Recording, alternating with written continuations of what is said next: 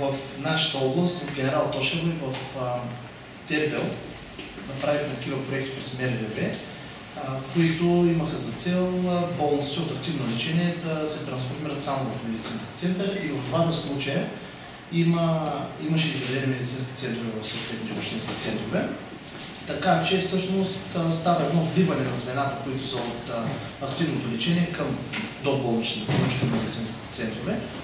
Като това е един дълъг процес, за съжаление неблагоприятен за нашите общини, но е свързан най-вече с намаляване на населението, липса на медицински кадри, най-вече на лекари. И това беше един естествен процес, който така приключи, приключва, в процес на приключване. В момента само искам да ви кажа, че МБАЛ е в ликвидация, която очакваме да приключи до края на следващия месец. Там доста бързо вървят нещата, изчистват се последните задължения и наистина се надяваме по предварителния план до края на август месец ликвидацията да е приключила. Сега във връзка с проекта, две са основните дейности, които се изпълняват по този проект. Едната е строително-монтажни работи с цел да стане по-енергийно ефективна сградата. Ще се смени дограма ще видите колко квадратни метра точно. 1206 квадратни метра плодови настилки, две входни автоматични врати ще се сменят с фотоклетки, дограма 444 квадратни метра. Ще се поедиса и ще се освежи абсолютно целият медицински център. Покачен таван има на няколко места, също и фаянс, теракот, както и санитарните възли, навсякъде ще се реновират. Също така, концепцията за този медицински център е да има 10 легла за пролежаване до 48 часа, които всъщност да поемат, да допълнят доболничната помощ за по-леки случаи. Предвидено е закупуването на доста техника, ще ви кажа малко точно каква, като най-вече за по-леките случаи ще могат да ги закачат на холтери, на друга апаратура, с която да проследят примерно състоянието на сърдечна дейност и така нататък, с което да преценят дали да ги изпратят за домашно лечение или да ги препратят към допише към някоя друга болница.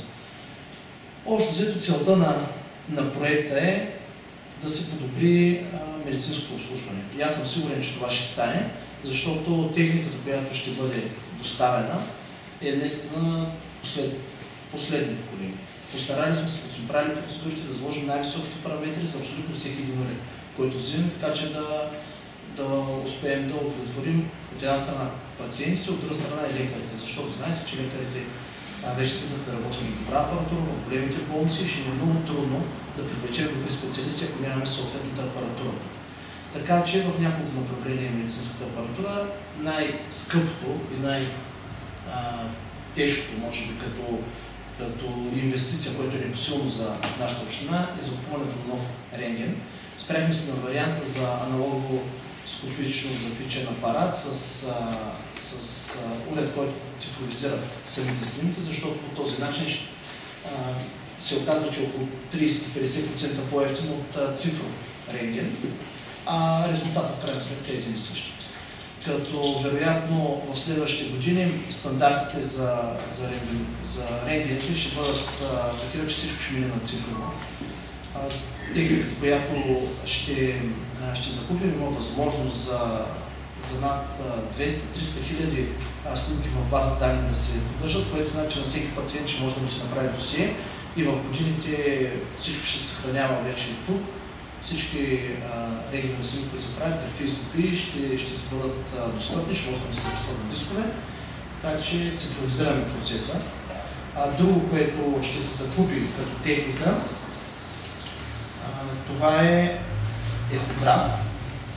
Постарали сме се да е наистина много модерен, с възможност за включване на много трансдюсери, включително и на мамографски трансдюсер, което ще улесни много профилактиката за рак на гърдата. Знаете, че много се говори за това последните години и се предприеха много действия, но няколко са начините всъщност за установяване на това заболяване. Стандартните мамография е доста болезнена процедурата, предполагам данни са запознати, а с това ще може наистина абсолютно безболезнена процедурата и с много чувствителни трансдюсери ще може да се правят всъщност много неща с този ехограф. Наистина сме го заложили, като като възможност да е най-високият клас, който съществува ехограф изобщо в момента в света.